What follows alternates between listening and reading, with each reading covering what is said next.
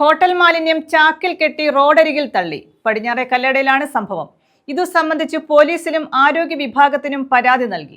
Railway റോഡിൽ ഇങ്ങനെ കൊണ്ടുവന്ന് ചാക്കുകെട്ടുകൾ തട്ടുന്ന വലിയ കുഴപ്പമായിട്ട് വാടകയും അതുകൊക്കെ വന്നിരിക്കും. നമ്മൾ കാണാതെ കൊണ്ട് രാത്രി സമയങ്ങളിൽ ഇടുന്നു.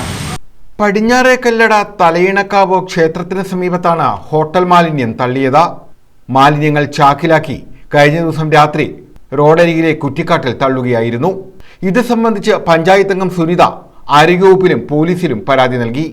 പടിഞ്ഞാറെ കല്ലട പഞ്ചായത്തിലെ 14-ാം വാർഡിൽ പട്ടകടവ് റെയിൽവേ അടിപ്പാതയ്ക്ക് സമീപമാണ് ഈ വേസ്റ്റ് കൊണ്ട് തള്ളിയിരിക്കുന്നത്. അത് ഇന്നലെ രാത്രി എങ്ങാണ്ട് കൊണ്ടുവന്ന് തള്ളിയതാണ്. ഇപ്പം വാടക ഇതിന് ഭയങ്കരമായ ദുർഗന്ധം വന്നതിനെ ചൊല്ലി നാട്ടുകാർ നോക്കിയപ്പോഴാണ് ഈ വേസ്റ്റ് ഇങ്ങനെ കൊണ്ടുവന്ന് ഇട്ടിരിക്കുന്നത് കാണുന്നത്. ഇതിവിടുത്തെ സ്ഥിരം ഇപ്പോഴത്തെ അല്ല, ഇവിടെ സ്ഥിരം നടക്കുന്ന ഒരു സംഭവമാണ്. ചെറിയ കെട്ടുകളായാലും റെയിൽവേയുടെ ഭാഗത്ത് കാട് പിടിച്ച് കിടക്കുന്ന സ്ഥലങ്ങളിൽ കൊണ്ടുപോയി പതിവായിട്ട് തള്ളുക എന്നുള്ളത്. പക്ഷേ ഇപ്പം കൊണ്ടുവന്നിരിക്കുന്നത് ഹോട്ടൽ വേസ്റ്റാണോ എന്തോന്ന് അറിയത്തില്ല, കുറച്ചധികം ഉണ്ട്. അധികം വേസ്റ്റുകൾ ചാക്കുകെട്ടിലാക്കിയാണ് കൊണ്ടുവന്ന് ഇട്ടിരിക്കുന്നത്.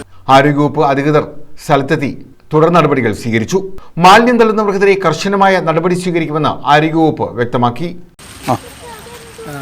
ജൈവമാലിന്യങ്ങൾ സംസ്കരിക്കുന്നതിന് ശരിക്കും നിയമപരമായ നടപടികളൊക്കെ പഞ്ചായത്ത് തലത്തിൽ ഉൾക്കൊള്ളുന്നുണ്ടെങ്കിലും ചില ആളുകൾ ഇത്തരം വൃത്തികേടുകൾ ഇത് തുടർന്നുകൊണ്ടിരിക്കുന്നു. അപ്പോൾ ഇവർക്കെതിരെ ശക്തമായ നടപടിയെടുക്കാതെ ഇതിനൊരു പരിഹാരമാകത്തില്ല. മാത്രമല്ല, റെയിൽവേയുടെ പുറമ്പോക്കുകൾ എവിടെല്ലാം ഉണ്ടോ ആ ഭാഗങ്ങളിലൊക്കെ ഇരുട്ടിൻ്റെ മറവിൽ പലയിടത്തുനിന്നും പൈസ കൊടുത്തും അല്ലാതെയും വാങ്ങിക്കൊണ്ടുവരുന്ന വേസ്റ്റുകൾ പരിസരവാസികൾക്ക് പരിസരം മലിനമാകുന്ന തരത്തിൽ പകർച്ചവ്യാധികൾ ഉണ്ടാകുന്ന തരത്തിലേക്ക് യാതൊരു ദാക്ഷിണ്യമില്ല വലിച്ചെറിയുന്ന പ്രവണത കൂടി വരികയാണ്.